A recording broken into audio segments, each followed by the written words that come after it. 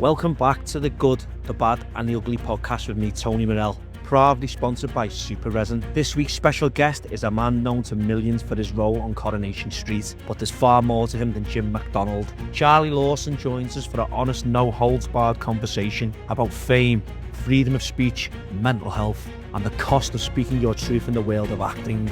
He opens up about his time on the cobbles and whether return to Corrie is ever on the cards. Thanks for listening and watching this episode. The green room now will be the most dullest place in the world, but there'll be signs everywhere saying, this is a safe space. If you'd shoved that in there in the mid-90s, we would all be fired. See, this is me getting into trouble now. What do you hear? Welcome to the Good, the Bad and the Ugly podcast with me, Tony Murrell, and this week's special guest is Charlie Lawson. Really looking forward to big man, you all right? Nice to see you. Nice to see you, fellas. Don't forget this lot. Ben and I kid them that day. No, listen, Charles, really looking forward to sharing the Good, the Bad and the Ugly. I've been on your case for a long time, mate. Trying to get you on, and you replied, and it's been a long time coming. So I'm really looking forward to you, sharing the Good, the Bad and the Ugly. Well, it's look, these things are, as you know, getting pretty popular, and given the fact that nobody watches anything on television anymore, and people are starting to watch podcasts, and we'll touch on all the industry and all that sort of carry on. I figured, well, you were quite polite. Some people actually are. Are you allowed to swear on here? Yeah, of course you can, yeah. Well, some people are just fucking rude, and they keep pushing and pushing and pushing, no names, no pactoral, and you just think, wait a minute, just be sensible. I'm a big boy, I can look after myself, so don't, you know what I mean? So I'm delighted to be here in the Lee Arms, and thanks very much, folks, for hosting us, as usual. No, they were very complimentary. I know they're good. Lovely people. We used this room, I was in here last month doing something for, I can't remember, ITV or whatever, and it's just a nice wee venue. Yeah, it's a lovely place. And you get a beer if you want. No, we might have some after lunch and that, but Charlie, listen, you're best known for as Jim McDonald from Coronation Street, but there's a lot more to you, Charlie. Your honest, open views within society today, and I'm all for freedom of speech, and the way the country is at the moment and stuff. So let's just get right into it. Yeah. Let's where you're from, where you grew up, family life and school life was like. Born in Enniskillen, and because it was kind of set down in stone, because the education system in Northern Ireland and Southern Ireland, so whatever you want to call it, has always been religious based, and therefore schooling is strictly, I mean now it's slightly different, but it was strictly Protestant Roman Catholic. And also the schools were there was a lot of public education, a lot of public schools, not like Eton or Harrow or like that, but there was a lot of boarding schools. And my father, on my father's side, everybody had been to Cabinhill and Campbell, which is a big boarding school in Belfast.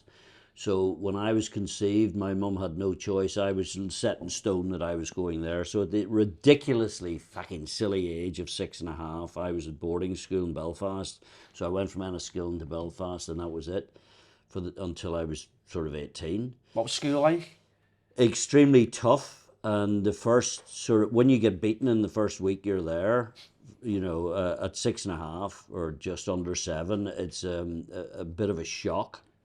So it's far too young. I wouldn't do it to any child of that age. But as I say in the book, there were various incidents, none of which were instigated by teachers, but senior boys from Campbell who were over the rugby pitches over there. I mean, if you want to get down to it, there was abuse going on several occasions. I got away with it with the skin of my teeth because there was a tough little bastard, but others didn't. Others weren't so lucky. Yeah, but I'm not going to do all that now in the sense that otherwise we'll be talking about that for fucking 2 years. But it's there in the book, and funnily enough, when I wrote the original, I named the perpetrators, and you can read, you can work out who it is. Not rocket science. Yeah, but it's all there to see. But a lawyer said to me, Charlie, just don't. So at the end of the particular chapter, I say, and he knows who he is, and I know who he is. So did you know what you wanted to do when you wanted to leave school, Charles? No, I mean I was I was suspended for we started brewing alcohol, beer, and whatever in the gymnasium underneath in the quartermaster store, etc., etc. Got caught. I was suspended and all the rest of it. Brought back in because part of the deal when I was first in trouble when I was about 12 was that I was made to join every society in the fucking school, from the stamp collecting friggin' society to one of them was dramatic society. So although I was quite good, and I don't know where it came from, I never gave it any thought. So when I left, I ended up, I hung around Belfast for a bit and got into trouble with, or I was starting to get deep into sort of loyalism and paramilitary stuff. That was kind of, I was drawn to that kind of working class. I was like a middle class unionist, if you like, stroke loyalist. Yeah. But I was being drawn all the time to, if you like, loyalism, and I knew several people in the UDA and etc. etc. So I didn't really know where I was going. Now we were by this stage living in Scotland, so I hung around Belfast for a year, and I was getting, I realised that I might be going down the wrong road here. Deep in them. Yeah, and I knew I was, and when I say I knew I was worth more than that, that is not denigrating any of the people I still know today, because those days were completely different, and you can touch on that if you want later. Yeah. But so I ended up working as a hotel groundsman in Scotland, in Dumfries and Galloway, as it was there then, and Dumfriesshire, and but I didn't really know what I was going to do at all. And then I had a serious meeting with a friend of mine in Edinburgh, and he said that I should join the forces. So, long story short, I decided that that's what I would do. And having had sort of made several inquiries, it was apparent that we didn't have sort of internets in those days, but it was apparent that there was a rather large file on me, and so I wouldn't even be accepted for an interview. Did you, yeah? Well, because when we lived in the village of Moneyhive, there was two guys who were in the UDA, and with a look, it's all in the book, but it'd take you 2 hours to tell the story. But anyway, they went to jail for possession and conspiracy, basically because they showed up and they'd driven down to Blackburn of all places and come back up with about 36 7.62 rifles, and of course I was the connection in the village, etc., etc. And of course I'd been arrested, and they went to Barlinnie for 13 years, and the special branch pursued me for about 3 years because nobody said a word, and I never said a word. So they'll probably be watching this, getting really excited. But how old was you then, Charles, when you had special branch on you? Oh, well, it was before I went to drama school, so it would have been 19. 18, 19, yeah. But then, like what you said there before, and it's like anyone, when you're younger and you're around people and stuff, and they're all good people because it's all we know. Do you know what I mean? Yeah, I know, but this was a tiny, there's a village called Moneyhive, and there was only about 300 people in the bloody village, and 2 pubs and a police station sort of thing, and everybody knew everybody, so this was meant to be a sort of a quiet little spot where my parents wouldn't really worry about me anymore and all the rest of it, and I could get a job and figure out what I wanted to do in life. And of course I'd leapt out of the frying pan into the fire, and that nobody knew, but it was a you know, historically that's the way you move, and we moved to a Protestant area in the southwest of Scotland. It was simple as that. There was a Free Presbyterian church and blah blah and all the rest of it, the wee Frees, and so, surprise, surprise, it was a den of sort of loyalism. Yeah. And I jumped into it. Yeah, so you're saying you wrote the drama, you know, was it the Guildhall, was it? So then, yes, then, as I said, I was seriously thinking about wanting to be a Royal Marine and stuff. And a guy who taught me at school, who'd moved from Campbell and Belfast to a public school in Edinburgh, phoned me up and he said, "Charlie, I hear you're thinking about joining up. Don't be ridiculous. You've got to become an actor."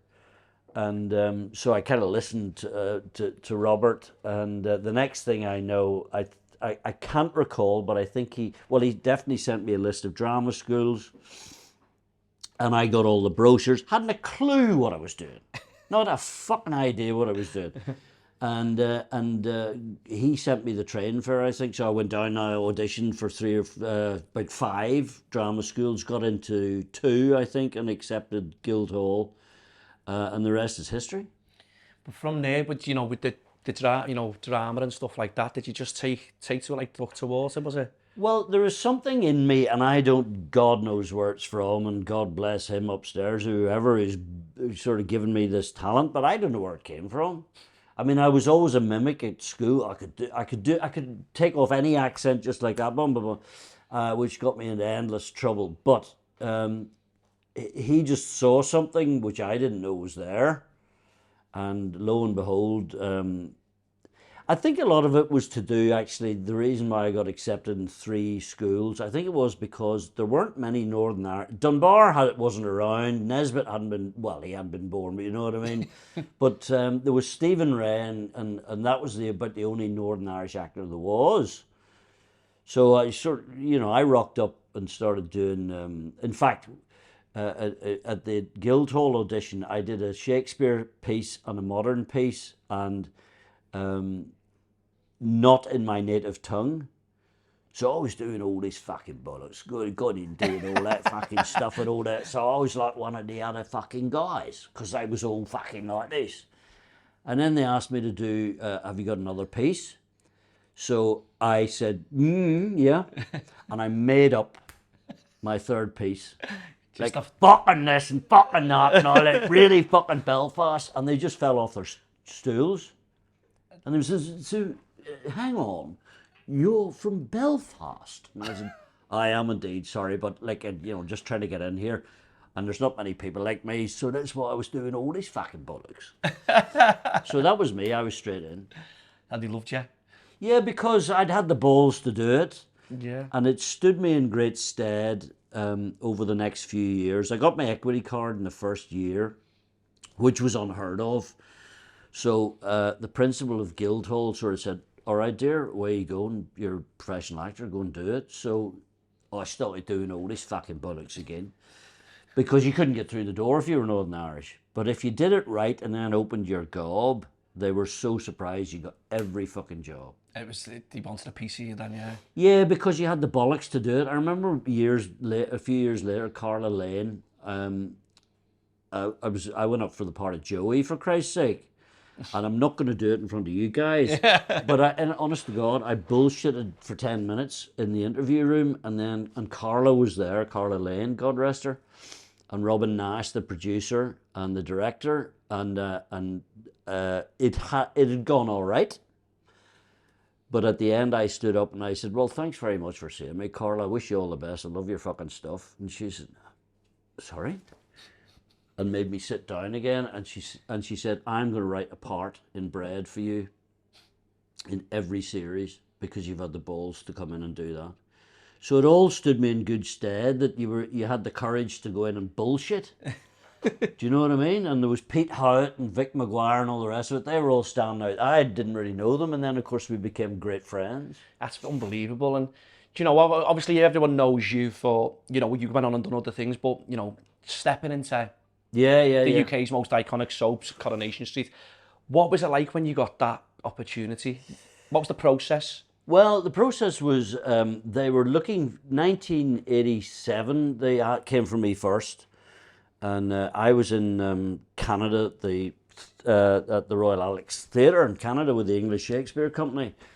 And they asked, and so they wanted a new family, or they wanted me to do 6 or 7 episodes. Anyway, I was so far up my own arse, like all actors were in those days, that you just thought, a soup?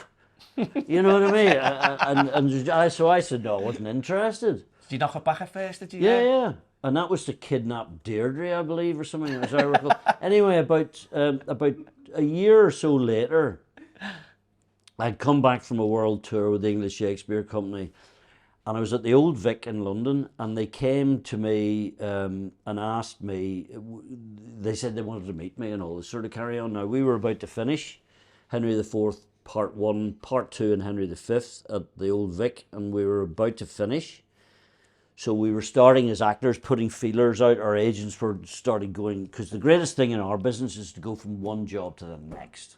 Yeah. It happens so rarely. When one finishes writing Oh, something. fucking great. You can go into your dressing room and say, well, I'm doing this and this the next, and everybody else is fucking fuming. But, so anyway, the long and the short of it was, I went to see them in Manchester. We had a long lunch, which was great. I liked that immediately with wine and everything. It was rather, Liquid lunch. This was good, and they were keen. And I'd had a bit of a track record because I'd worked for Mike Lee and all sorts of stuff. So people were starting to know who I was. And the following afternoon, I was offered a full-time role in the bill. So in the space of 48 hours, I'd been asked to join Corrie on a 2-year contract and asked to join the bill playing an undercover officer who'd been ex-RUC in Northern Ireland. And I'd been offered this role in the bill. And I was like, fucking hell, this is all right, isn't it? Things like that happen so rarely in our industry.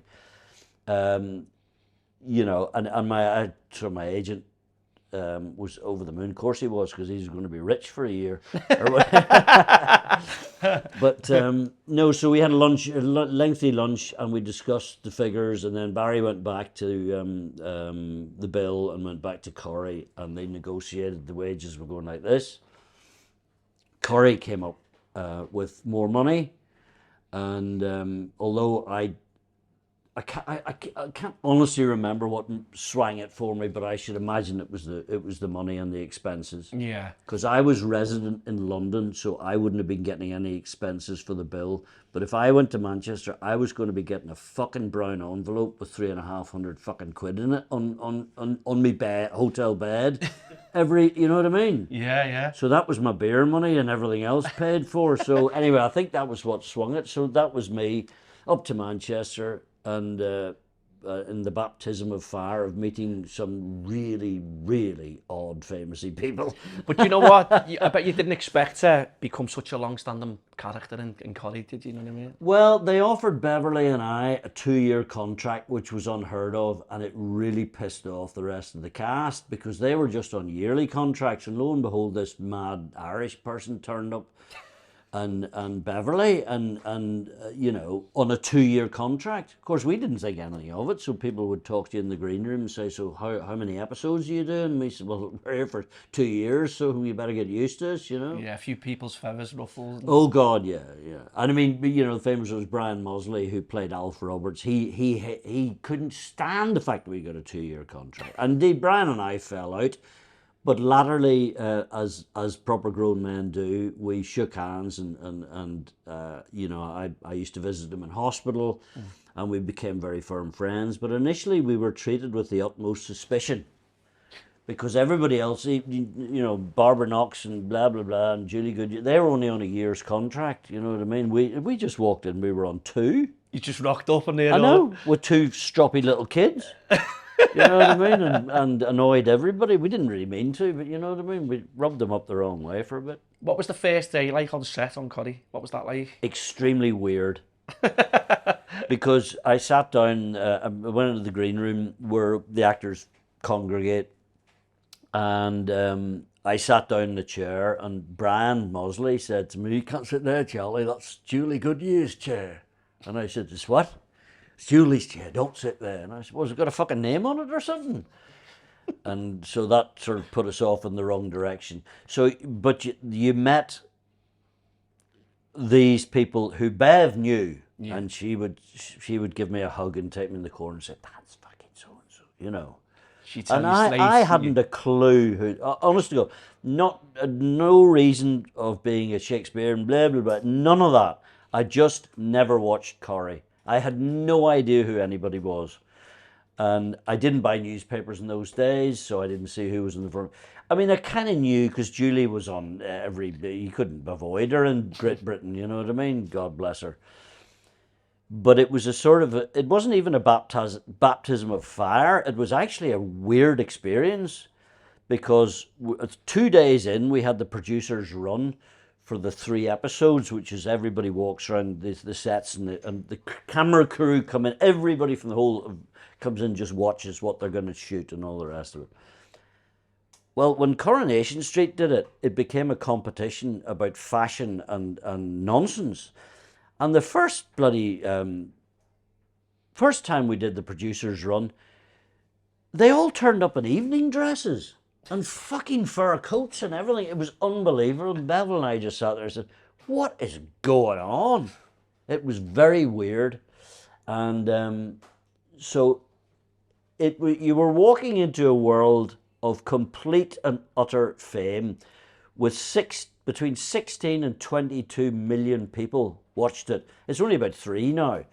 But in those days, it was huge, Yeah, it was 1989 onwards.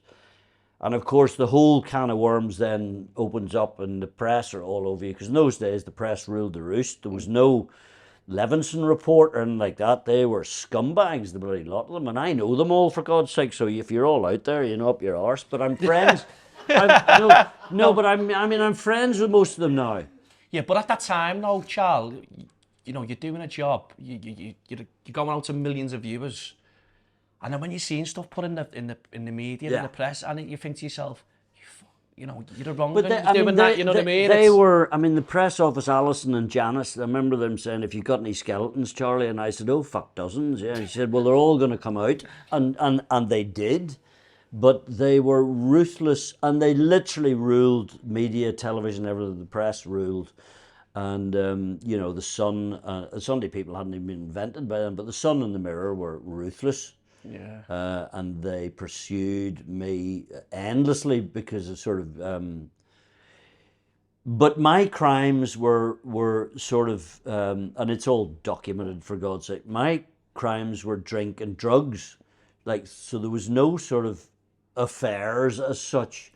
So my agent would sort of get... If I was on the front of the Sun, he'd say, oh, darling, it's fucking marvellous. Because it was good for the fucking... Yeah. You know what I mean? For all, yeah. But I used to just look at it and think, where in the name of God... How did they know I was in the White Lion? Or how did they know I bought a bag off so-and-so? You know what I mean? And I had several altercations with them, especially the photographers. And, they all know who they are. Most of them are all retired Following now. you and stuff and like just... For fuck's sake, yeah. I threw one in a skip and all sorts of carry-on and... Charlie Yates. Hi, Charlie. He'll be getting on now, bless him. But they were all at it, but I know them all now. They're all. But being on such a big, a massive platform out to millions and millions of viewers. Yes, between 16 and 22 fucking million. And they're gunning for you. Do you know what I mean? They're looking to print something which will tarnish we were you. easy targets because Philip Middlemas and I, he played Des Barnes. When Phil and I were together, it was a riot.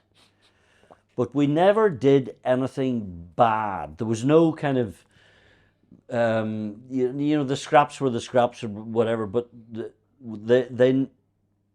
they weren't going to my wife and saying, although they did on one occasion, they weren't nailing you for having an affair or me. Or, they did with plenty of other people who were, but I wasn't until later on. And then I was very careful. They came to my door once, doorstepped us. And Brian Roberts, whose wife, incidentally, worked in Granada. So Brian worked for the Daily Mirror. Anyway, he came to my door one Saturday morning, knocked on the door and started talking about this girl who at that stage I was having an affair with. But I just toughed it out and said, get off my fucking doorstep, Brian. Fucking behave yourself. Don't know what you're talking about. Well, fuck off. And he did. Do you think his wife was disclosing? I couldn't possibly comment. Right. But the Granada TV leaked like a sieve in those days because there was money to be made. Amanda Barry's talked about it. That Briggsy had an account. Johnny Briggs had a fucking account with a tabloid, you know what I mean? And he tried to stitch me up and we had a big fallout. We made it up in the end. Johnny and I ended up as good pals. But it leaked like a sieve, and it leaked because somebody would throw you a brown envelope. Because they'd pay. Oh, yeah. But that's how dirty the place was in those days. People now have no idea what the press were like, because the kids now, they get taken to Tenerife and get a nice fucking makeover and all the rest of it and get a nice photograph taken. Well, we didn't. No, damn right we didn't. No, but it's one of them where you had some big storylines. We did. They took to us very well, and the writers loved it because there was a new couple, but one of that couple was a real stranger, like Jim McDonald, fucking soldier, blah blah, from Belfast, for Christ's sake, you know what I mean? And although, bless them, they couldn't speak Northern Irish, people always ask me, so what did you do? And the answer is, for about the first 3 or 4 episodes, I was trying to say, "Hey up, Percy," in fucking Northern Irish. And it doesn't work. I can't even do it now, because we just say, "What about you?" Yeah. So I started to drop things in, so I did. And it kind of went well, and they picked up on it very slowly, and gradually they were able to write for me. And they didn't mind if I changed something, so they didn't. Do you know what I mean? Yeah. So it is, blah, blah, blah, all that stuff. But as soon as they got tuned into it, You they were don't on spin it. on it a little bit, your own little spin on it. I had to. I can't even say, "Hey up, Percy." And I mean, fuck, you know what I mean? It's just... But do you know as well, Charlie? Now then, everyone, sorry for interrupting this episode. Here's a message from our sponsor, Super Resin. They are specialists in resin driveways and flooring across North Wales and the North West. Whether it's a driveway, worktop or flooring, they've got you covered. For 10% off, use the code TGTBTU. Now let's get back to the episode. The storylines, was there any that, you refused or you felt uncomfortable with, or was you just... No, Bev and I worked very, very closely, and we took on everything. It was fine. That was put in front of you, like... Yeah, I mean, as years progressed, there were certain... I mean, especially when Bev left, and Jim was sort of on his own in Weatherfield, they were sort of they didn't know what to do with him. So there were some stories that we just thought, "Oh, for God's sake, that wouldn't happen," But that was when we shook hands and parted. But initially, no, we lapped everything up, because they kept throwing these scripts at us, and we'd go, "Ooh, Powerful." Yeah. And of course, there was some domestic violence bits. Although severely provoked, he reacted the wrong way.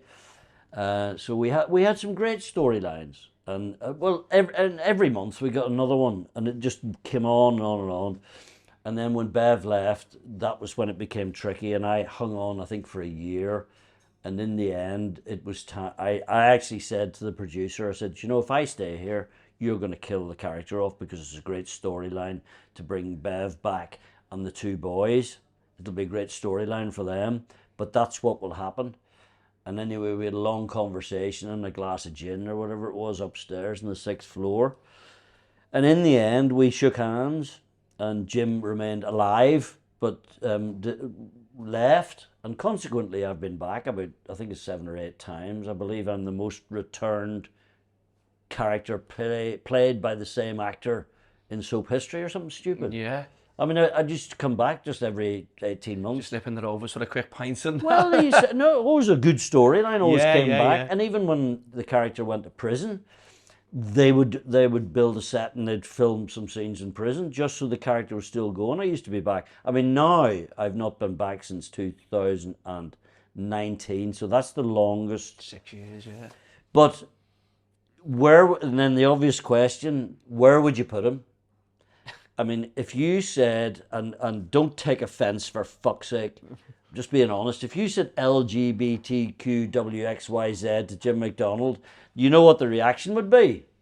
I mean, it's as simple as that, folks, you know what I mean? I don't give a shit if you identify as a plant pot, but, Jim McDonald wouldn't, so there's all that, and you look at the characters now, and you think, where would he fit in? Yeah. And the thing that I've always said, and Ian, the producer, who's now exec producer, I've always said to Ian, the worst thing you could possibly do was change him. You know, you want the most politically incorrect animal with the biggest nuts in the world who would say anything to anyone no matter what. That's the character you want. That's the character he is. And if you brought him back and you cut his nuts off, it would be such a shame. If you brought him back and he was a gardener, That's not the Jim McDonald that everyone knew. do you know what I mean, Yeah, folks? yeah. And I'm not, listen, don't be taking that the wrong way now, because those of you who know me know damn well that I don't give a damn who or what you are. It doesn't matter to me. No, that's it. Was there any behind the scenes moments from Corrie that fans would never believe? Oh, I've written about it. Listen, the green room we had was the most politically incorrect, rudest, sexist. Oh, it was unbelievable. Because you stick fucking 20 actors in a green room waiting 4 hours to do a Rovers scene. Some jangling going on there. Oh my goodness, it was unbelievable. It was so politically incorrect, although that word had not been invented in the 90s. So there was no prisoners. It was fucking ruthless. There was, and I include Annie Kirkbride, Eva Pope, Sarah Lancashire, Lynn Perry, Betty fucking Drive. You know, they were all just as politically incorrect as the boys were. And Philip and I were pretty incorrect. But it was just that mass of people, all with huge egos, all sort of actors and all world, you know, some of us had seen the world. It was unbelievable. If you'd shoved that in there in the mid-90s, Yeah. we would all be fired. Yeah. Instantly. It was unbelievably great fun.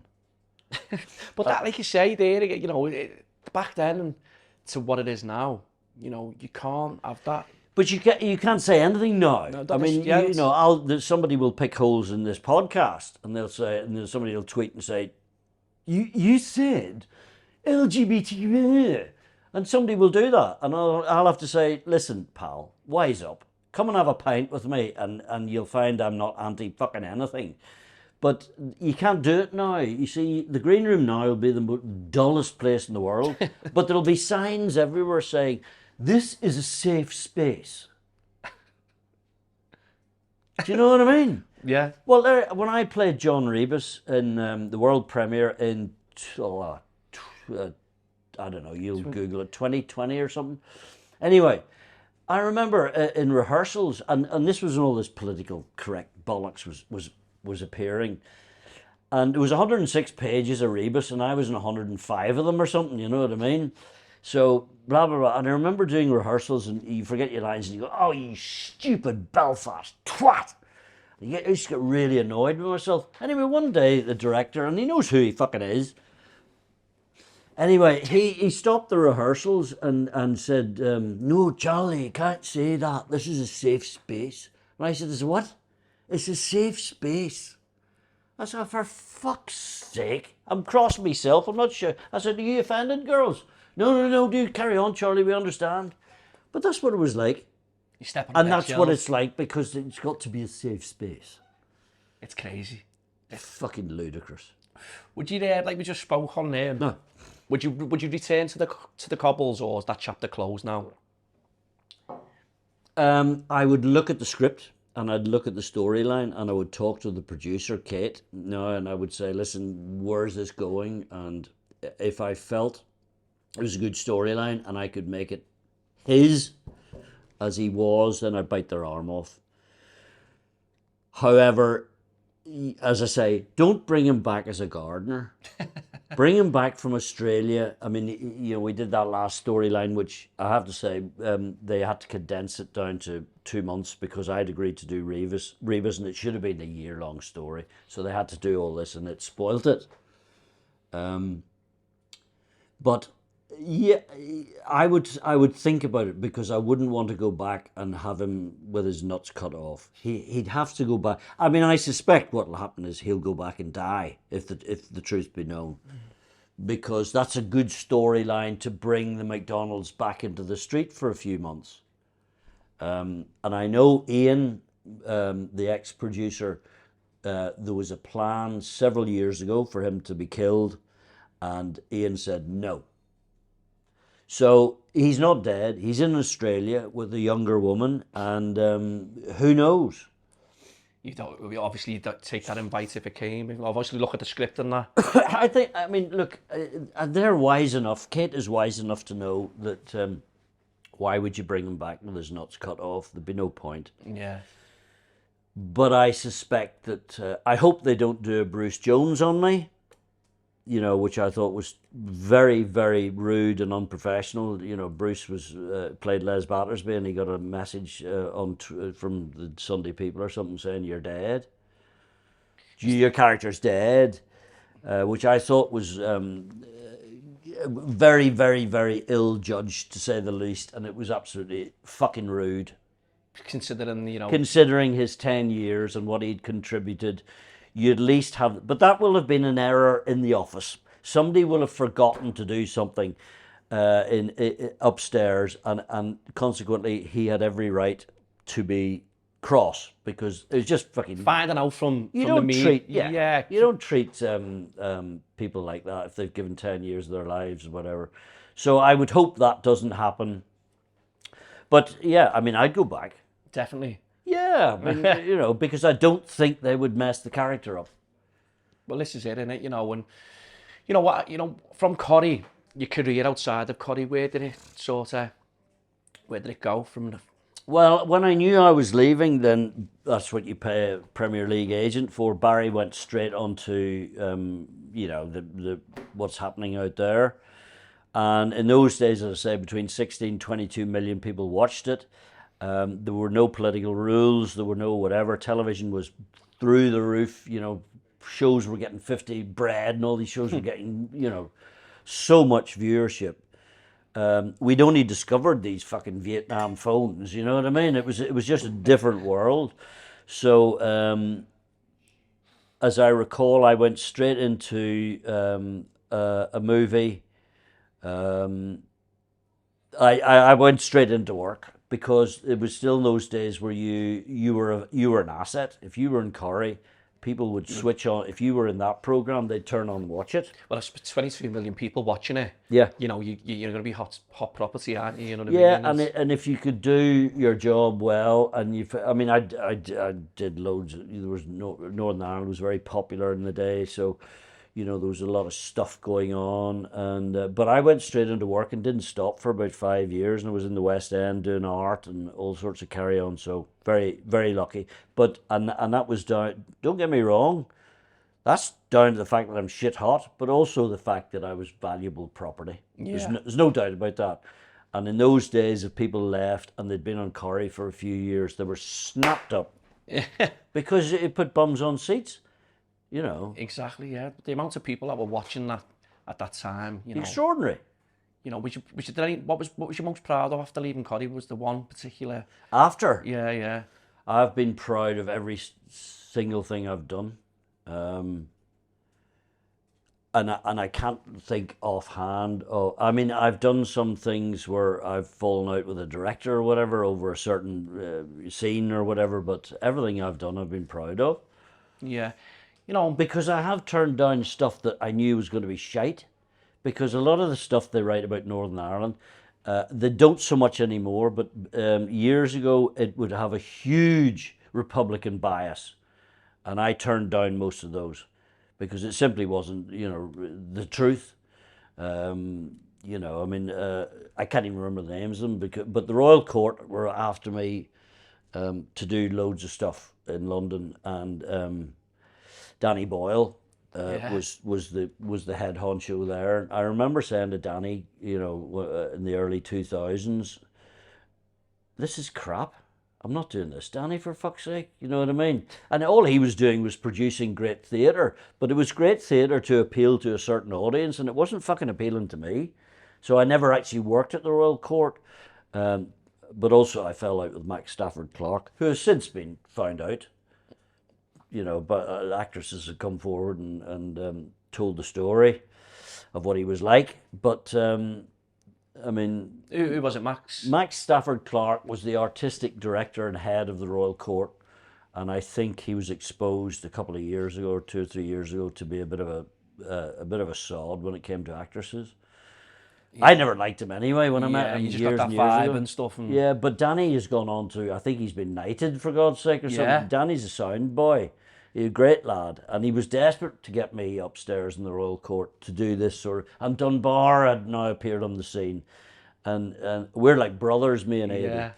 yeah, But that was Aidy's manor. Do you know what I mean? That was his territory. And there was other sort of Irish actors appearing in the scene.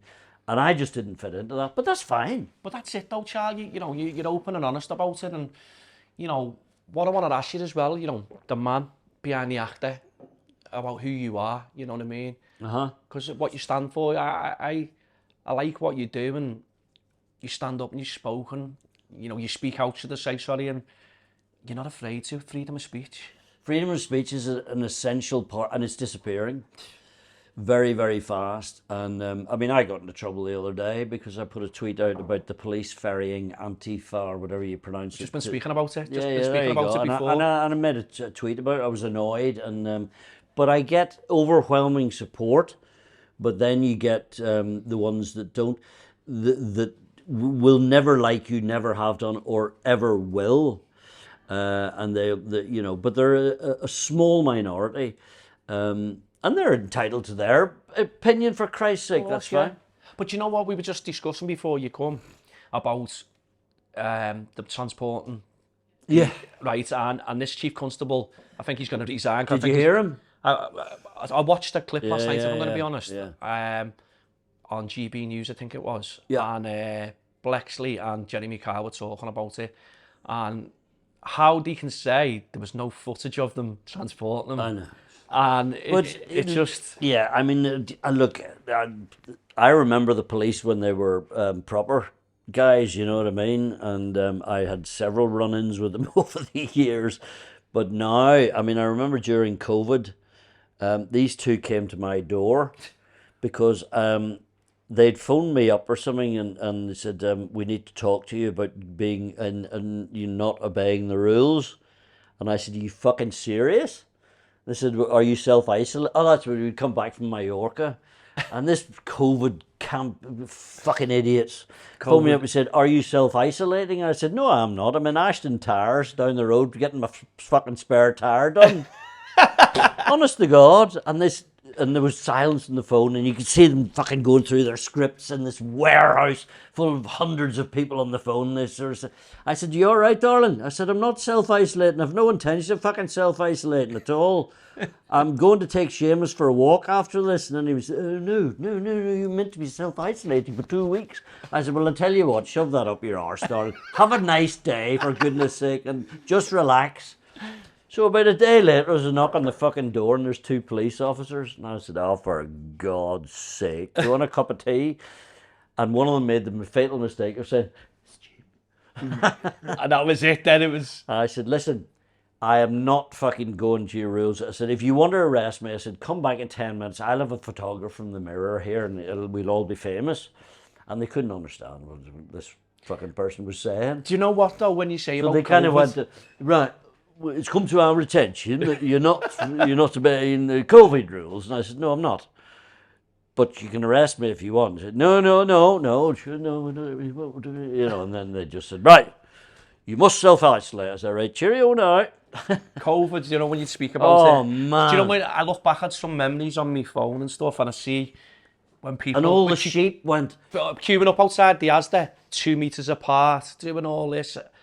And people, when they could finally go to the pub, sitting... Are you going to have a fucking sausage roll before you have a pint? The name of Jesus. And I mean, the fucking rules. Our boozer down the road, the Admiral Rodney, was very sensible about the whole thing. You know, in other words, you know, if you were... In other words, you could get drink fucking anywhere in this village. It wasn't a problem. But, no, it was fucking ludicrous. And the sheep all went brrr and trotted on behind and just fucking did everything they were told. And us lot who sort of thought, this is really stupid. We were vilified. Yeah. We were, oh God. It's like if you say anything, oh, you're a fascist. No, I'm not. I want a pint. You know, and all the sheep just sat indoors and put masks on. You know what my take? I was like, where did What were we doing? where did the flu go? It didn't go and hide in the bushes because the flu's always been about. I know. And then it's like, And the sensible thing, we were always used to say, look, if you're fucking ill, don't go and see your granny. Do you know what I mean? Yeah. God. It was. Do you know what I'm going to ask you next, Charles? Yeah. If you were Prime Minister, See, this is me getting into trouble now. What do you hear? you know, what would you do differently? What now? I think that the silent majority are becoming less and less silent, and if there People is are waking up. Yeah, if there is anybody in this country who doesn't realise that illegal immigration is a huge problem, is just lying to themselves. And I would want honest politicians from Labour, Conservative, Liberal, or anyone, and I would probably know who they were if I was Prime Minister. I would probably know the House of Commons pretty well. Otherwise, well, Keir Starmer couldn't spell Keir Starmer, you know what I mean? But he couldn't lead you to fucking Marks and Sparks. But I would hope that I would be able to say, you, sit down, let's have a beer, and let us decide what we are going to do. Because you know it's a problem. You know it's a problem. You can't say it, or your party leader will slap your wee arse, but you know it's a problem. And I think if we don't deal with it, however we choose to deal with it, then it's going. This country is a powder keg. Never mind Southport, Epping, whatever. We've seen the police bussing in the Antifa, whatever they're called, Antifa or whatever. This country is on a knife edge, and this is going to happen more and more and more. It's happening in Norfolk as we speak yesterday. Yeah. And I think it's going to happen more and more. And if we don't deal with it, it's just. And we had the opportunity to get Macron in a room, sit him down, give him a slap, and say, "Right, Mister, this is what's going to happen." Because we've given them billions. It's ludicrous, and I include the last Tory government as well. This is something that has to be dealt with, but it's only people, and there are millions of me. Yeah. Sorry, sound man. Mm-hmm. There are millions of me. And the millions who were the quiet, I think majority, are now starting to speak up. And you can see it in social media. People who you would never have uttered anything are now saying, hang on. And I think that's probably what I would... The majority of people now, Charles, and we were speaking about this as well before, about why is the government, we can see what's going on with, you know, people coming over on boats and stuff like that, right? Now, listen, I'm all for women and children getting away from war-torn countries, but it's not women and children. No, it's not. And listen, I'm all for that. But when you've got boats of men coming, and then there's all kinds of things going on, young girls being attacked, women being attacked, it's fucking frightening. As I said the other day, or a couple of weeks ago on Twitter, I was pretty furious and upset. I saw somebody sent, it was up on social media, 64-year-old guy marries 9-year-old child, you know. And I mean, I don't care who you vote for. Right? Doesn't interest me. That is wrong in any society, be it Islam, Christian, Hindu, whatever. That is wrong, not only morally, but every other fucking way, spiritually and every other way. And if you bring people from that culture into a society which is open, warm, and all the rest of it, all that will happen is trouble, and that is what's happening. And if you deny that, you're silly, because it's happening, and you know it's happening. You guys, it's happening. It's simple as that. You can't argue with the 9 o'clock news. I seen a clip of Greece, where Greece were putting them all back on boats. These immigrants and whatever who'd come over to Greece, and they were all being put back on boats and getting fucking taken back to wherever it was they came from. And you know, it's. I think there should be a discussion about it, but we're not even doing that, because if you have it, I mean, there'll be people out there now watching this who'll be saying, he's a fucking racist fascist. And if you know me, you know I'm not. But that's what you're branded with. So Starmer's not going to open his gob. Nobody is, because... Why is the government not doing it? Well, because nobody has got the balls to do it. Apart from, well, Greece has had enough now. And whether, I can't remember whether there's a Prime Minister of Greece or not, or whatever. But certainly they've just said, right, that's it. Because nobody's going on holiday anymore to certain places, because, you know, so the... anyway, we all know this. Yeah. You know, obviously, you being freedom of speech, I don't think you're outspoken. Has it ever cost you roles and opportunities? Yeah. I mean, it's common knowledge now. 2 years ago, I lost a silly wee job. Celebrity Antiques Roadshow. I had joined Sharon Davis and Kelly J. Keane in the Let Women Speak movement. And I had retweeted several of Kelly's tweets about when she was attacked at Hyde Park Corner with the Balaclava Brigade, you know, and she was attacked and people threw, I can't remember, tomato sauce or all sorts of carry on. And I had retweeted several of her tweets, just got Celebrity Antiques Roadshow. My agent got a letter from the BBC saying we can't use Charlie because he's anti-trans. That is fact. You know it.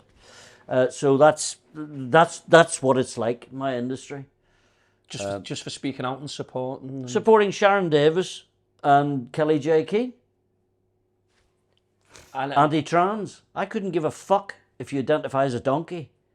It doesn't bother me. Yeah. But I care deeply about women's sports. Women have fought for years and years and years and years to be recognised. Try and get some equal prize money, if you like. Try and compete. I mean, look at the Lionesses. You know, we're watching women's football now. Well, they've had to fight and all the rest of it. And that's who I support. And if you tell me that Leah Thomas is swimming in the women's freestyle 200 metres, fuck off. You know, you know what I mean? Yeah. It's simple as that. And there'll be people out there watching this who'll be getting, you know, Charlie's a Nazi. I'm not. I just don't want men in women's sports. Simple. It's like the boxer, you know, when you... Yes. I can't remember the name. No, but he won the gold medal. In a women... Because he knocked the shit out of fucking his opponents. And now he's been stripped. And yes, finally, although quite quietly, it's been brushed under the carpet. carpet. Quietly. This one. Can we have your medal back? Yeah. That's him, yeah. I mean, look at this you know, it's just... But this is what so I'm saying. don't have a go at me, unless you do it face to face, because if you think that's right, then you're wrong. Most definitely. Another thing I want to touch on, Charles, which we've had two unbelievable, strong ladies come on our podcast and share their stories. They were both attacked by grooming gangs, and fucking, Kate and Gemma. Yeah. But shout out to them, because obviously they are such unbelievable, inspirational ladies, and their stories are just unbelievable. And there's so many women out there that this has happened to. Thousands. And it just Sammy Woodhouse is a mate of mine. Sammy Woodhouse, yeah, she's doing unbelievable stuff as well. I mean, Sammy was the first who started to speak out, and now, all those years later, people are now not afraid to talk about Rochdale, Oldham, Manchester, Telford, Blackburn, Telford. People are now, and the courage of those girls, and I've seen that documentary on Channel 4 was just fucking unbelievable. Grooming a National Scandal, I think it was called. For them women said to go on the TV, and it was amazing. Yeah, and I tweeted about it and said, the people must watch this. I think now... Fair play to Channel 4. Yeah, for putting it out there. But like you say, with the grooming gangs and stuff, I think now a lot more people are speaking out, which is right, because they've sat in silence for so many years. Because... And indeed, there are several people from the Muslim community who have huge courage and are speaking out in social media about it. It's a huge issue, and then again, if we don't deal with it, it'll just get worse. Yeah. Yeah, I think you're totally right, Charlie. But listen, Charles, funny one. I wanted to ask you tonight. You ended up in the cells with your line of duty star Adrian Dunbar. Oh yeah. What was that like? Well, Eddie and I were he joined drama school, and he was the first Catholic I'd really met, and his mum had worked for my dad in Enniskillen, so we kind of knew each other, but of course we went straight like that, and You hit it off straight away, yeah. yeah, and indeed still are very close, but we used to get up to great mischief together well, it always happened at the Lamb and Flag in Covent Garden, which is a lovely old boozer there, and we used to play darts on a Sunday night, about 4 of us. They used to call us the team. And then inevitably we would get completely smashed, and of course one night we got completely blocked, and we're coming down St Martin's Lane, and 2 coppers took well, they didn't like our behaviour or something like that. So they started a conversation, and it didn't go very well, because I was sort of saying, do you know anybody in the Royal Ulster Constabulary? You people are fucking useless and all this, blah, blah, blah. And then we started hurling milk bottles at the van and all sorts. So anyway, we got arrested and thrown in the cells in Vine Street or Bow Street or wherever it was. But no, Eddie and I were great pals. And indeed, as I said in the book, in 1982, I was offered, Peter Sheridan had written Diary of a Hunger Strike, which was a hugely controversial play.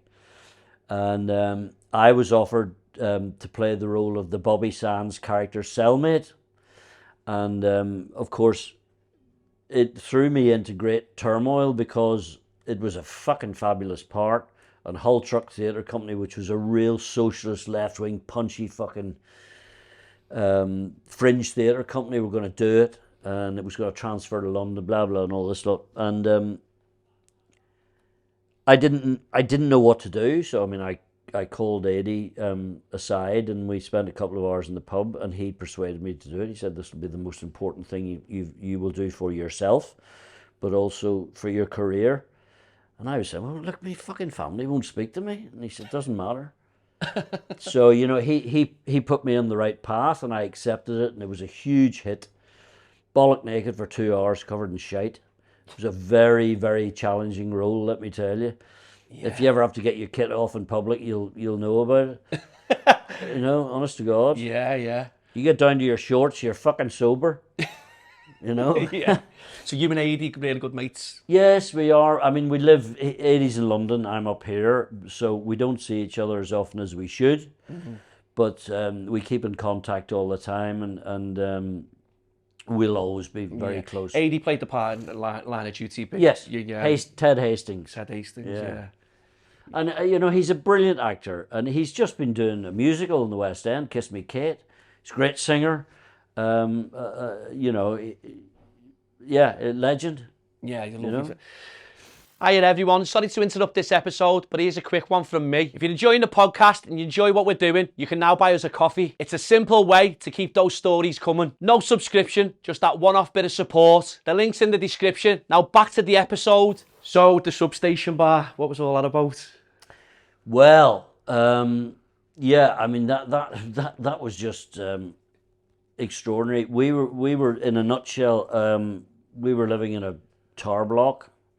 I was at the Royal Shakespeare Company, and a few floors down from me there was 2 veterans, Jerry and Mark, and this would have been, God, well, I was, you'll know the date in there, I can't remember because I've got the book in front of me. Anyway, we became great friends, and in the sort of mid to late 80s or whatever, or was it earlier? It was earlier than that, actually. You'll know. Anyway, it's in the book, folks. But so we went to a party in the crypt in Limehouse underneath the church, this illegal party, and this was the birth of clubbing and raves and all this stuff, except they were very differently behaved in those days. Yeah, everyone was more chilled than that. So we went to this, and it became apparent that illegal parties were springing up very slowly in London. So we tried a couple of attempts and they were successful, and then we got hold of this place called, which was in Suffolk Street in Southwark, and it was like a railway arch, a massive sort of rail, and a purpose-built. Well, there was a platform at the other end, and this would have been in Victorian times when locomotives would drive, steam in, and then all the engineers would service them and do all the rest of it. And they had now become derelict, and some of them were used as storage. This one was empty. So we basically moved in and started putting the word around the illegal club scene and all this lot. And eventually, and basically what happened was we started opening it on like 1 o'clock in the morning on a Sunday morning, went through to sort of 7 a.m. There would be queues of people coming in. We'd buy like 1,000 tins of super or Tennent's super or special brew or whatever, and then knock all that out at double the price, etc., etc. It was a tenner to get in or whatever, and then once you got in, you just fill your boots, and then we played the music scene. Yeah. There was several DJs who illegal. We got them in, and it went very well for a few months, and then the police got wind of it. Well, it was Ben Elton actually did a programme called South of Watford. It was a trendy sort of programme about South of Watford, in other words, about London. And he got to hear about this, so he started fucking blabbing on about it on TV in South of Watford. Anyway, so word got round, and eventually the police busted us, came in. Down. Yeah, they came in. Of course, everybody dropped their drugs everywhere and ran, you know what I mean? And of course, we were left behind the bar with a sea of fucking cocaine everywhere. And loads of drink, and of course, so anyway, we got done, and we were fined for not having a liquor license and stuff like that. So that was the end of that. No, I mean, we did one final gig with a band called Test Department, who, if you Google, are a bunch of fucking weirdos. I think they're probably all dead now, but they paid us to play in the substation because they'd been apparently, allegedly, they'd killed a goat or something. Oh, fucking hell. And they were an industrial punk band, and nobody would go and see them because they were fucking weirdos. But they had a fan base in London anyway. They paid us to play the substation. And they were the last ones to play here. Like. Yeah. But good days. Charlie, you've always been very open about your battles with mental health. Uh-huh. Yeah, for men especially, don't get me wrong, women suffer as, but with men, I think a lot of men don't speak out, and we have this bravado when we put a mask on, but you've always been very open about it. Yes, and listen, I'm not pretending that I know plenty of people who are... It just happened to me because Leslie, God rest her soul, was very, very ill. She was addicted to prescription drugs and alcohol, and she put me through hell. And I would say it wasn't her fault, but I definitely went over the edge. And when I left home, I was well, I think the story is I didn't realise how bad I was until I got a call to be part of or to audition an interview for I can't remember the name of the movie. It's in the book, and I was accepted. They wanted to use me, but on condition I went down to London to meet the producers and the money men and all that sort of crack. And I couldn't leave the house. I'd left Les, I'd left Ellie, God rest her, and I'd moved up to my great friends Sue and Dave in Mottram, down the road from Alderley Edge. And then they said, I got a call from my agent saying, this part is yours, and but you need to come down and meet the people. And I couldn't leave the house. I was too scared. And that listen, there are people who live with that on a continual basis. I don't, but I've had several incidents over my life where I have and got close to the edge. That got so bad that for 10 minutes I thought about, I had a firearms license and a shotgun license, and I thought, well, this would be dead easy. I can sort this out in no time. But you're here, Charles, Yeah, and listen, don't get me wrong, because there's people who live with this every day. Yeah. And fight it every day and manage to continue their lives, and some sadly don't. I, however, have had 2 or 3 episodes, but that's it.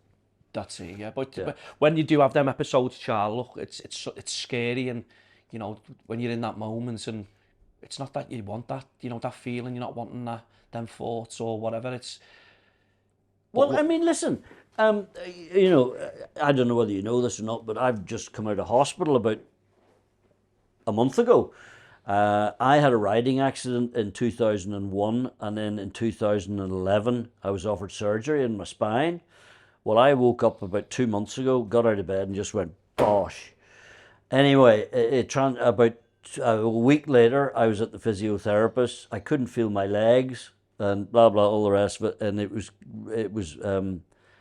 I had an episode about 2 nights before, where I was sitting on my own. Debbie was away, and I was in so much excruciating pain. I couldn't. The bottom of my legs didn't work from my knees down.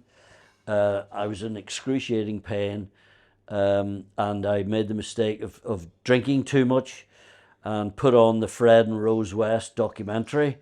It was going downhill from there, let me tell you. And I got in so much pain about 1 o'clock in the morning. I told Debbie this, and we both broke down. You know, I thought, there's gun cabinets up there, I can fucking get rid of this, no problem. That was how bad I got low, because pain just pushes you down and down and down. Anyway, about 2 days later, I was taken straight into the trauma ward in Macclesfield Hospital, because when I went to see the physio, she started doing things with my feet, and I didn't know what she was doing, and I couldn't lift my toes. You couldn't feel nothing? But I couldn't move them. And I'd fallen twice in the car park trying to get in to see her. And that was it. I went straight to hospital. I was in there for 2 weeks. Transferred to Salford Royal for surgery. Had another MRI scan there. Had a long chat with the surgeon, and we agreed that we'd do pain management instead. So back to Macclesfield Hospital, pain management as they call it, which is basically they sort out the drugs you have to take, which stops the cyst in between the two discs pressing against your spinal cord. So it goes like that. These two are still damaged, and the cyst is still there, but it's out of the way. So that's what I'm doing now, pain management. I'm forbidden to go anywhere near a horse, and I can't lap about as much as I do, but I'm back to about 85% now. Yeah, start walking the dog and that. Oh Christ, yeah. I see your videos. So I'm all right, but that's people will know out there who have constant pain for whatever reason, and when you get it in your back, it's the worst. The worst pain ever. And I've now got sciatica, which is manageable, but when that hits, it's not nice. Charlie, you've lived a colourful life. You've dealt with a lot of, being in the public domain and the pressure of fame and stuff like that. You think you've dealt with it pretty well? Yeah, being famous is really good. It's good. You get into Haydock Park free and stuff like that. You know what I mean? It's really good. You get to go to the Grand National, and you go in the Daily Mirror box or whatever. Yeah. No, being famous is infinitely nicer than not being famous. And I'm having, although 2024 is the worst year of my career in 45 years. But if you play the game right, and I think I've got a good balance of nobody will take the mick or take the rise out of me, because they know I've been around the block too many times. Exactly, yeah. So I mean, I'm great mates with all the old journalists now. We're all good pals and what have you. But look, I'm a horse racing man. I know people now because I've been to every horse race in the bleeding world. You know what I mean? So you can use that, and you get the occasional freebie, which is lovely. You get treated like, when I go home to Northern Ireland, with notable exceptions, Celtic fans don't like me. I mean, that's it in a nutshell. You're a big Rangers fan. But then I don't go. I don't intend to drink in the Felons Club on the Falls Road. I mean, I'd rather be in the Rangers Club across the peace line in the Shankill. But no, I get treated like a king at home by 98% of the population. Yeah. And I include both sides, because it's only the very bitter and twisted that are very, very anti. I mean, I love my wee country, and they treat me extremely well. And I'm very, very delighted about that. But everywhere I get welcomed, which is great. Apart from obvious, I wouldn't really go and watch Celtic. Yeah. No, it's So I wouldn't get out. No, that's... I'm Everton, he's Liverpool. And you know that. But you know, Charles, just touching on, you said 2024 was probably your worst year for obviously work-wise and stuff.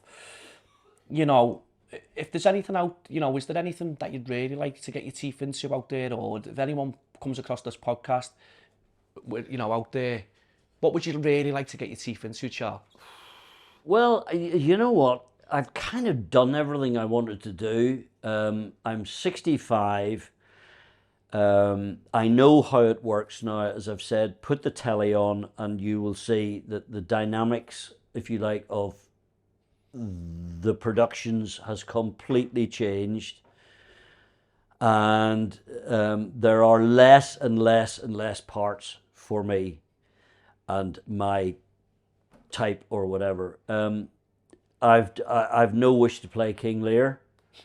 And that's half the size of Rebus. I was delighted to play John Rebus. That was a real thing. And Rankin asked me to do it. It was just brilliant. There's nothing, you know. Actors, we just want to work. Of course, yeah. And if it's a good story, if it's a good character, then so be it. And most of the stuff that I would be offered is really not on the market anymore. You know, if you put things on, you've got to tick umpteen boxes before you can get that on the TV, and you know exactly what I'm talking about. Yeah. And you know what I'm talking about. Every producer out there, every director, you've got to tick all these boxes when you're casting, and that never used to be the case, but it is now. I actually don't watch telly anymore. I will have talk radio on, or GB News on, or I'm delving into, like, the latest one is Yellowstone. I find that and I just get hooked, and that's great. But that's like Netflix or whatever. Yeah. I wouldn't even tell you what. I mean, when I was in Corrie, I could tell you off the top of my head what every time every program started until shutdown. You know what I mean? But I couldn't even tell you what's on now. I think the last thing I watched on telly was a piece called Joan, which was very, very good. Great actors. Is that the detective? Is it, or? Yeah. But honest to God, that was a recommendation from someone. So I look at the viewer figures now, and I think, oh, Jesus God, if Corrie carries on like this, it won't be here in 10 years' time. You know, because the whole dynamic of watching telly has totally changed. People just pick and choose now. Yeah, of course they do, yeah. But as I say, we're, you know, at the time Corrie's on, we're in the pub. So, that's it. Yeah. Charles, the good, the bad and the ugly. What's been the good part of fame and life in the spotlight? The fame is just... It is infinitely nicer than not being famous. I love food, I love wine, and I have been hosted by some of the finest in Britain and Northern Ireland, and indeed everywhere. You know, I remember staying at the Shelbourne in Dublin, and they looked after me like a king. That's when we were going to Leopardstown racing again, which was a freebie. The Champion Stakes, I remember, and they put us up in the 2 days at I can't remember. They put us up in the Shelbourne Hotel. It's all that. The freebies are you get looked after so well, and the nature of the character, and dare I say it, the nature of me is the majority of people will shake my hand and say, "Well done, Charlie." There is a notable minority who don't, and they don't like my gob. And they don't like me speaking up, and because I'm politically incorrect, etc., etc. I don't fit into the mold of actors. But by and large, the fame is an absolute joy. The bad is when it used to be bad because they exposed everything and they followed you and all the rest of it. Yeah. Now, I got through that because, as I said, my agent Barry, God rest him, used to say, "Oh, darling, it's marvellous. It's so good for your image." And I said, "Really? I don't feel like that reading the Sunday People, big man." But, so that was bad, but now there's nothing bad about it. Yeah. The downright ugly, a story that you wish it never happened. Oh God. Or the sort of a story that changed you. Yeah, I mean, I think I think probably hurting my first wife Susie and my daughter Laura. We got married too young, and I fell in love with Leslie because I was away from home, and I was famous, Corrie, and the world was my oyster, metaphorically. And I shouldn't have really got married to Susie, and I regret the hurt I caused her and my daughter. But look, that's life. That's what happens. And I, you can't regret it in the sense that that's what happened, and I moved on. I fell in love with Leslie, and I left home. But I suppose the hurt that I caused to my daughter, we don't have the relationship we should have. I mean, other than that, you regret. Oh God, I'm sure there are loads, but that's the one that would stick in my mind. Yeah. I mean, you do things on a Friday night or whatever, you think, Listen, fuck, I wish I hadn't said that, but Charles, a lot of people say and do things, and they certainly make mistakes and stuff like that. And yeah, but to own them and look, quite rightly, you've opened up there and you said, look, I wish I'd done something differently. You know what I mean?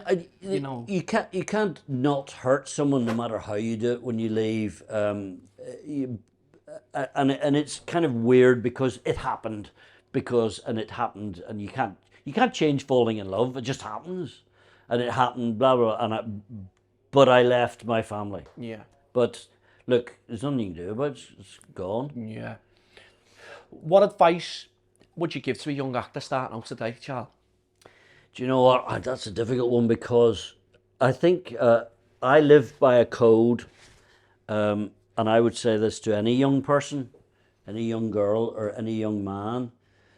And I guess especially because you pinned it down to us and our industry and all the rest of it, I've always lived by a simple code: above all else, to thine own self be true. And I can look in the mirror and say, have I, above all else, to my own self be true? And I can honestly answer yes. And it gets me into trouble, and it stands me in good stead with myself. And I would say to any young person, above all else, to thine own self be true. Because then you can wake up and you can look in the mirror and you can be proud of what you're doing and what you've achieved. And I would pass that code on to anybody, no matter whether you're a builder or an actor. No, that's a good piece of advice. You know what I mean? To take that on, and it's good for here. Yeah, for the mind. But it does get you into trouble, mate. But you know what? Like again, that's your opinion. That's your opinion, and that's your. Yeah, I mean, we started off this interview. I mean, we have to start being true to ourselves and being honest in this country. Otherwise, it will just fall apart. We are so close to turning into a real trouble, and we're witnessing it now in the 9 o'clock news and the 10 o'clock whatever, and I do believe that we're teetering on the brink of revolution, and I don't say that lightly. Yeah. When people get fed up and angry, inevitably someone will poke them in the wrong direction. And people who you think are the quietest, blah, blah, blah, so will get angry and they'll start reacting. And that's what's happening, yeah. And I think that's what's starting to happen. And if we don't address it, it'll just get worse. It'll get out of control. Yeah. Of course. How would you want to be remembered? Jim McDonald, the actor, or the man behind it all, Charlie Lawson? Well, I can't shake off Jim. That's just. But no, I'm basically proud of myself, and I'd like people to. You can't please everybody all of the time, yeah. So I'd just like to be remembered as Charlie. He was a fucking good laugh, wasn't he? I don't know, or good. Just speaking to you and obviously seeing you on the screen and stuff. Coming today, I was like, wow, we're interviewing Jim McDonald here. I remember seeing him on Corrie. I remember watching Corrie as a kid and stuff, and but just sitting with you for the last hour and a half and whatever, or just a little bit longer when you'd arrived, you can see that like you're a genuine. I hope so. A genuine, you know, you're clued up. You're not this, you know, this person who's on screen. Do you know what I mean? You don't come across like that. There are plenty of times, mate, when people ask me the wrong question, and the scissors have to come in because, you know, people ask me the wrong question. I say, fucking behave yourself. Do you want to do this interview or do you want to piss off? And it throws them, but they get the message because the interview has been fair and you've asked decent bloody questions. Because some of them you get are just, what? What's it like being... No, I appreciate that compliment, you know what I mean? Because because it's, you know, I'm ashamed to say, people keep telling me I should do more of these. And it is enjoyable because you have a freedom. It's your show, and you can ask decent questions. Whereas if you're from ITV or BBC, and they put you've got to be politically correct, and you've got to follow the code, and you've got to be ever. And that's why interviews now are so boring. Yeah. They're not just crap. But then you look at the viewing figures. Then you look at the viewing figures of all you guys, and everybody says of a certain generation says to me, "Oh, Charlie, for God's sakes, you know, that's the future." Yeah. These are little TV stations springing up or whatever, you know. We'd like to think we play our part. You know, there's some unbelievable podcasts out there, and you know we're trying to be part of that, and getting people on like yourself who are well known for doing what you're doing, you're acting, but also we've also got to find out about the you know Charlie Lawson behind Jim McDonald. You know what I mean? Yeah. You know, your views, you know, freedom of speech. Yeah. To me, that's important. You know, there's too many people being gagged and closed down and being cancelled, and I know, and it fucking infuriates me because at the end of the day, there's certain things you can and can't say. Okay, you know, you can't go out and go and influence riots and stuff like that, but standstills, you know. But you come in with what's going on in UK today, and this is our country and stuff.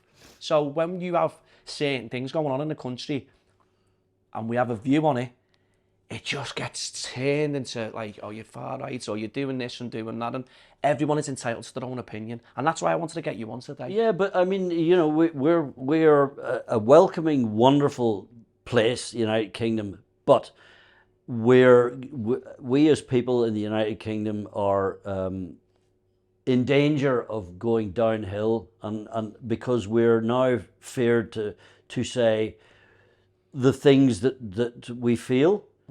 And that was never, you know, we fought wars for that, for fuck's sake. You know what I mean? And we fought for our freedom. If we had lost the Second World War and Germany had invaded us, the entire universe would have changed. You know, and I don't care what anybody says. Our influence throughout the world, obviously there are notable exceptions, but our influence throughout the world over the centuries has laid the foundations for the human race over that time. We're now in danger of regressing, and look, I've told you what I feel, and I feel sometimes that when you listen to politicians of a certain ilk, you know damn well that they don't want to say what they're saying because they're not fucking stupid, you know what I mean? But they know they can't. Because they can't, because so they don't. This is it. And it's a you know, it's a reflection on where we are now. Charlie, your books and stuff. Where can you know, what are they called? The book is called That's Life, So It Is, and it's available on Amazon. There's another change in the thing. You know, we won't have a Waterstones in 10 years' time because people ain't reading books. And if you go into the front of you go into the wee round table at the front. Jesus Christ, who the hell's he? What? Because he played for Plymouth Argyle and he's 25. Why has he got a fucking autobiography? Or do you know what I mean? And you think, holy fuck! And of course, you know, so my book ain't going to fit in there because mine's for grown-ups. But it's called That's Life, So It Is, and it's available on Amazon. And there's an audio book as well, which is read by me. Who, believe it or not, somebody actually approached me and asked, would Dunbar read it? And I said, are you fucking serious? How was that doing audio? The audio book, because a few people I know who've obviously got books out said like the time and stuff, and then, oh, can you just do that again? And just, but it's, you know what I mean? Well, I mean, interestingly enough, because it was me reading mine, and we were recording, when I did the chapter about Ellie's death, and being, the police thought she'd been murdered, and I had to go down and identify the body, and that was the woman that I loved. I was with Debbie at the time, but because we split because we had to, I'd never stopped loving Leslie. She was the love of my life. I mean, Debbie is now and has been for 23 years, but we were together and the phone rang, and it was the police, and they thought she'd been murdered, and I had to go down and you identify the body, and she was it was awful. Yeah. So I can't even remember your bloody question now. Just saying about the audio book, obviously. Yeah, when I did that, it was done through tears. I couldn't contain myself at all, and I actually stopped and said, "Do you want to go again on that?" And they said, "No, Charlie, that's what you feel." And that's in the book. That's in the audio book. Yeah. How many, like, the sittings that you have to do because of obviously how long the book is, or you know what I mean? Well, it took 5 days, and you do make mistakes when you're reading, and I'm a good sight reader, but and so you stop and go again till you get it right. I'll tell you what's really interesting though, and disappointing. When I got the book, the actual book, they were big enough to send me a copy. God bless them. Anyway, but the fucking spelling mistakes, because it's all done by AI or whatever it's called. The fucking spelling mistakes is unbelievable. Was you onto it straight away? Yeah. I don't know how publishers do it, but I was, and if you do get the book, you'll notice it. You'll be on Twitter saying, "You can't spell, Charlie." But it's fuck all to do with me. Honest to God, it's funny. I mean, I'm kind of used to it now because I read it once, and it gets better, And then, of course, in the audio book, you can correct all that. But of course you can. But I mean, when I grew up, I remember reading King Solomon's Mines, Rider Haggard, whatever, when I was about 8. Weren't any spelling mistakes then? Because you had to go like that. Now it's they plug something in, and that thing does it or whatever. Family life today, Charles. How's family life? Family is great. Debbie and I got married, as you know, a couple of years ago after 22 years. We're inseparable. She runs a women's refuge, which is a tough job. I'm not working at the moment, so that makes life harder. Mm-hmm. But I have very, very good friends, and I've just I've just organised a one-man show tour, which in Scotland, which I'll be doing in December. I think there's going to be about a dozen nights, and it's an evening with Charlie Lawson. And as you can probably see, it's quite interesting. No, listen, I mean, look. But if you know anybody in Liverpool, then... Listen, Charles, something that what we do, well, what I do is put nights on with footballers, boxing, stuff like that, what I've done in the past. Charlie, listen, I think a lot of people would love to come and meet Charlie Lawson, hear this, the full story. Listen, we've only just touched the surface. I know, but I mean, I can guarantee I've done it a few times, and of all places, I've done Belfast and I've done Aberdeen, and it works an absolute treat because it's this. It's real, it's raw, it's what you get. And whatever question you ask when you've had 4 pints of Tennent's, it's fine. I don't give a shit. You know what I mean? You ask whatever you want, I'll answer. Well, do you know what? So the evening works. It is for grown-ups, but it works. What you said when I messaged you and spoke to you and I said, "Charles, listen, is there anything?" And you went, asked me what you fucking want. Yeah. Do you know what I mean? So people to come along to these nights and meet you and in person, photograph. Yeah, you do all that as well. I think, listen, we can certainly, I know a few people that can bend you on 1,000,000%. And go on then. Yeah. You heard it here, ladies and gentlemen. So, what's in the pipeline for Charlie? Obviously. To be honest with you, I have no idea. My agent is tearing his hair out, and I'm with the Premier League, John Markham at Wintersons in London, and he's tearing his hair out.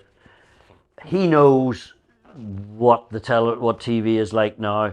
I listen, I can do theatre, stand on my head, but I don't like going away from home. Mm-hmm.